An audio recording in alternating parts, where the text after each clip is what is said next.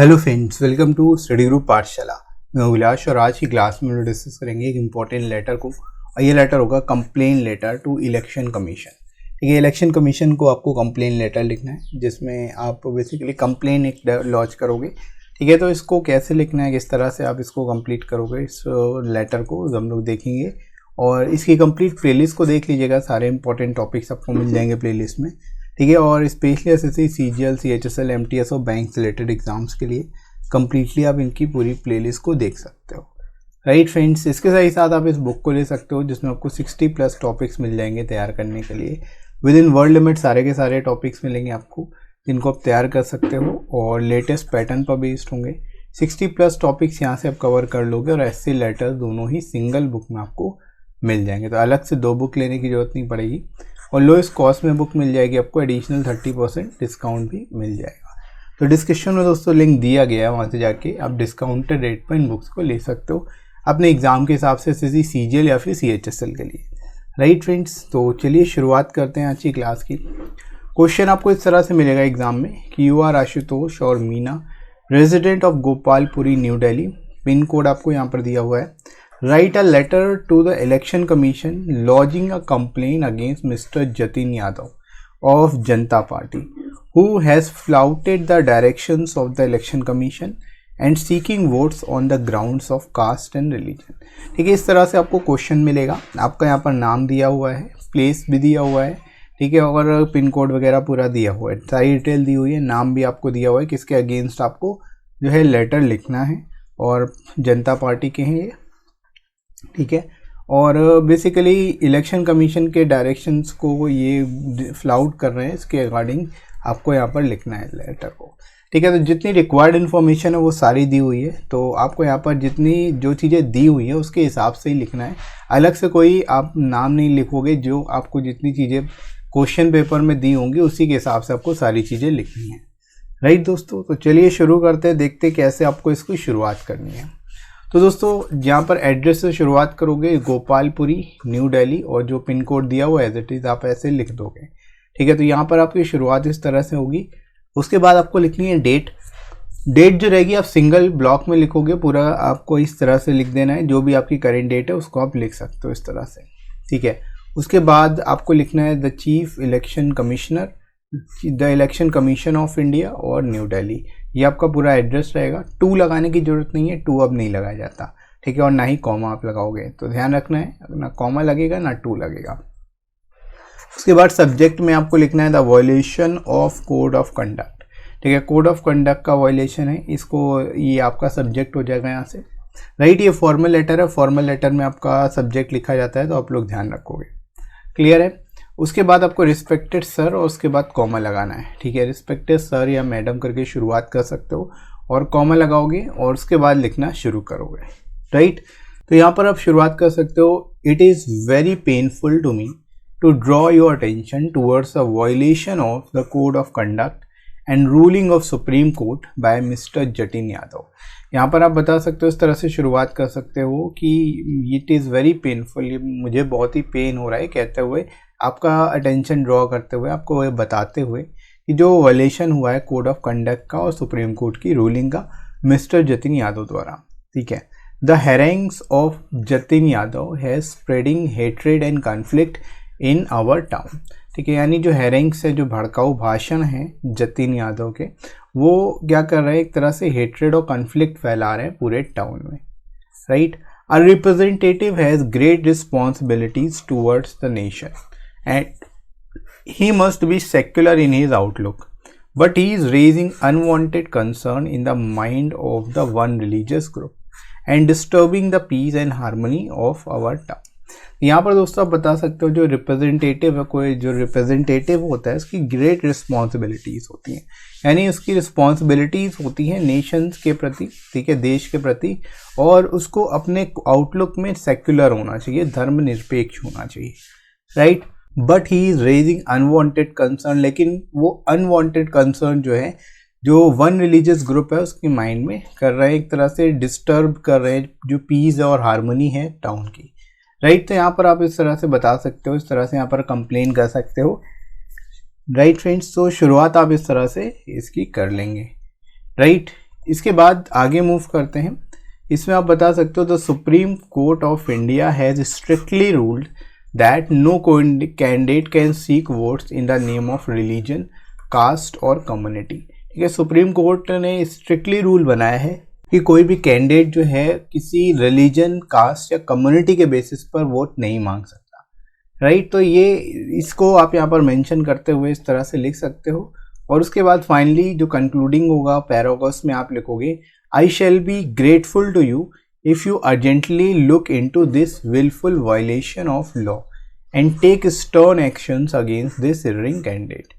ठीक है, यानी कि मैं ग्रेटफुल रहूँगा आपका अगर आप इस willful violation के अगेंस्ट बेसिकली कार्रवाई करते हैं और इसके अगेंस्ट स्ट्रिक्ट एक्शन लेते हैं।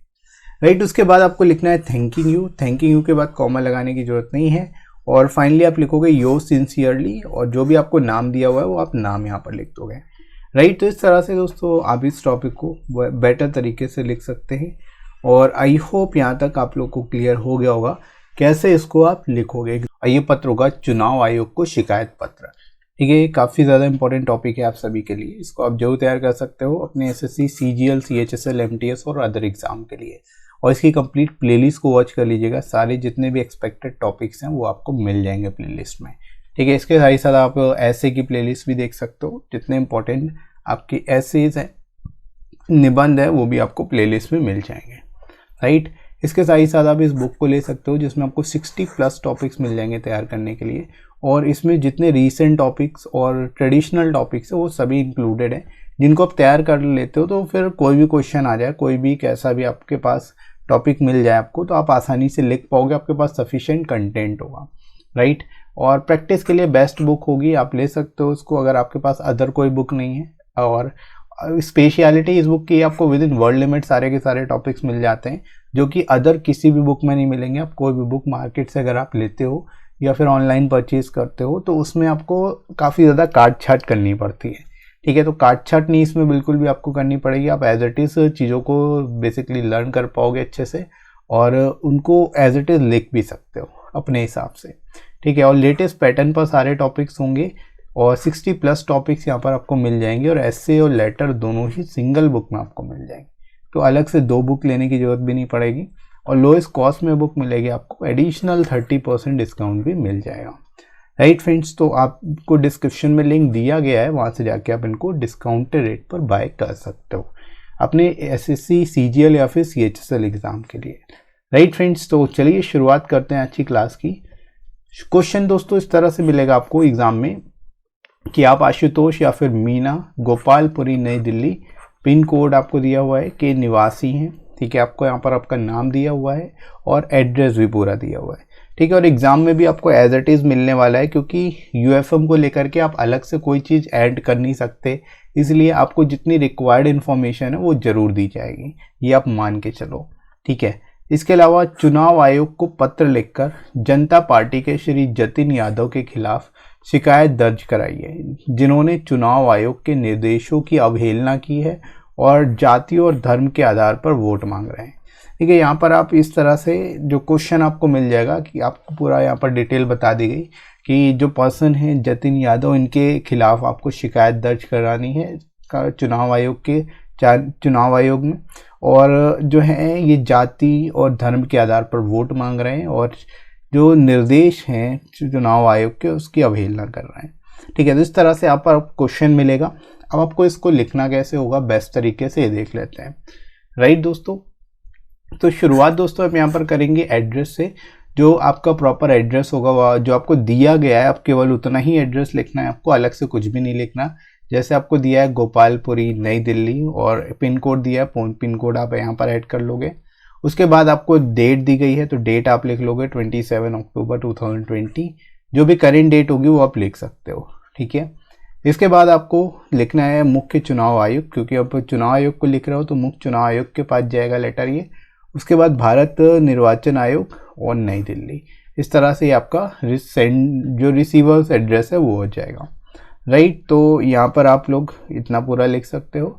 उसके बाद आपको विषय लिखना है, विषय में आचार संहिता का उल्लंघन। ठीक है, जो चुनाव आयोग की आचार संहिता है उसका उल्लंघन हो रहा है तो उसके रिगार्डिंग आपको लिखना है पत्र। तो यहाँ पर आप विषय इस तरह से डाल लोगे। ठीक है, तो फॉर्मल लेटर में जो औपचारिक पत्र होता है उस तरह से इसमें फॉर्मेट रहता है, तो फॉर्मेट को आपको स्ट्रिक्टली फॉलो करना है। ठीक है, फॉर्मल जो लेटर होगा उसमें आपको फॉर्मेट जरूर अच्छे से फॉलो करना है, क्योंकि फॉर्मेट के भी आपको मार्क्स मिलेंगे। ठीक है, तो फॉर्मेट में गलती नहीं होनी चाहिए, आप लोग ध्यान रखना। इसके बाद आप शुरुआत करोगे आदरणीय महोदय से, और उसके बाद कॉमा लगाना बिल्कुल नहीं भूलना है, कॉमा आप केवल यहीं पर लगाओगे। ठीक है, उसके बाद शुरुआत कर सकते हो, एक ब्लॉक छोड़ के आप लिखना शुरू कर सकते हो, या फिर डायरेक्ट पहले ब्लॉक से ही लिख सकते हो, कोई दिक्कत नहीं है उसमें। लेकिन देखने में थोड़ा बेटर लगता है अगर आप फर्स्ट ब्लॉक छोड़ देते हो तो। ठीक है, तो आप फर्स्ट ब्लॉक छोड़ के लिखना शुरू कर सकते हो कि जनता पार्टी के श्री जतिन यादव द्वारा सर्वोच्च न्यायालय के आदर्श आचार संहिता के उल्लंघन और कानून के उल्लंघन पर आपका ध्यान आकर्षित करते हुए मुझे बहुत खेद हो रहा है। ठीक है, यहाँ पर आप इस तरह से शुरुआत कर सकते हो कि मुझे बहुत खेद हो रहा है, या बताते हुए कि जनता पार्टी के जो मिस्टर जतिन यादव हैं उन्होंने आचार संहिता का उल्लंघन किया है या फिर कानून का उल्लंघन किया है।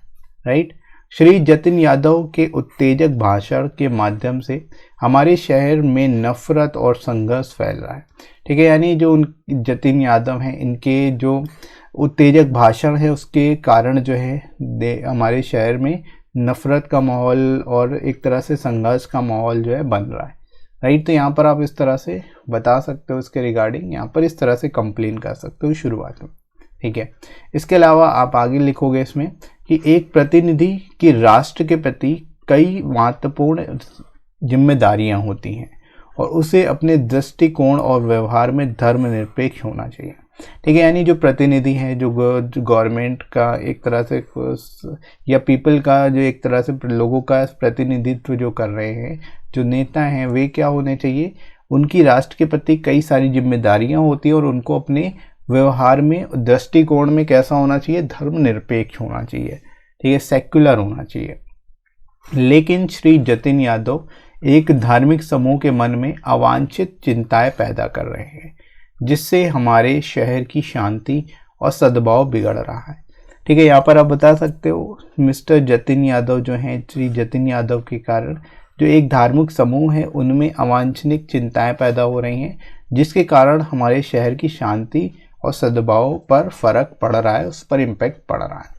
ठीक है, हमारे शहर की जो शांति है वो डिस्टर्ब हो रही है। राइट, तो इस तरह से यहाँ पर आप लिख सकते हो, इसके बारे में बेटर तरीके से यहाँ पर एक्सप्लेन कर सकते हो। और यहाँ तक आई होप बढ़िया तरीके से आपको समझ में आ गया होगा। आगे बढ़ते हैं दोस्तों, आगे इसमें लिख सकते हैं आप कि भारत के सर्वोच्च न्यायालय ने सख्त फैसला दिया है कि किसी भी उम्मीदवार को धर्म, जाति या समुदाय के नाम पर वोट नहीं मांगना चाहिए। ठीक है, सुप्रीम कोर्ट ने भी, सर्वोच्च न्यायालय ने भी ये फैसला दिया है कि कोई भी व्यक्ति धर्म, जाति या समुदाय के बेसिस पर वोट नहीं मांग सकता।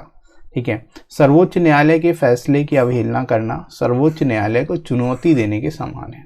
राइट, तो यहाँ पर आप इस तरह से सर्वोच्च न्यायालय की भूमिका भी बता सकते हो कि सर्वोच्च न्यायालय ने भी इसके रिगार्डिंग पहले से ही फैसला सुनाया हुआ है।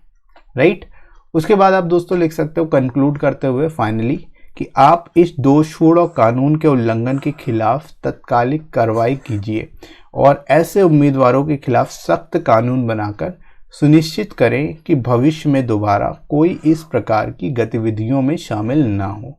ठीक है, इस तरह से यहाँ पर आप सजेशन दे सकते हो इसके रिगार्डिंग, और सजेशन देते हुए एंड कर सकते हो उसको। राइट, और उसके बाद आपको धन्यवाद लिखना है, और धन्यवाद जरूर लिखना है। जितने भी फॉर्मल लेटर्स होते हैं उसमें आपको थैंकिंग यू या फिर धन्यवाद लिखना होता है, और फिर कॉमा लगाने की जरूरत नहीं है, यहाँ पर कॉमा नहीं लगेगा। उसके बाद सादर आप लिख सकते हो, और जो आपको नाम दिया गया वो आप नाम लिख दोगे।